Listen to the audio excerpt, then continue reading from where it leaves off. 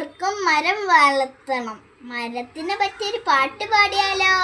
സുഗതകുമാരി ടീച്ചറുടെ മരം എന്ന കവിതയാണ് ഞാൻ ഇവിടെ ചൊല്ലാൻ പോകുന്നത്. മരം പാടിയാലോ? വാ.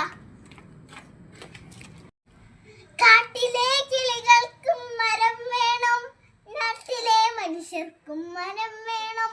പറക്കുന്ന തുമ്പിക്കും ചിരിക്കുന്ന കുഞ്ഞിനും മരിക്കുന്ന വൃദ്ധനും മരം വേണം.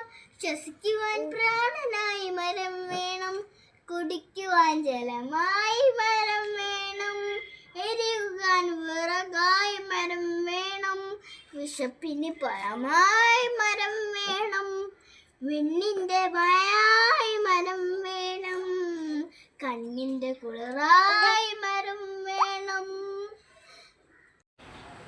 വിട്ടല്ലേ വിട്ടല്ലേ വരിയോരേ, വിറ്റു കാശാക്കില്ലേ പെരിയോരേ, കാടിത് ഞങ്ങൾക്ക് വീടാണ്, വീട് മുടിക്കല്ലേ ഉടയൂരേ.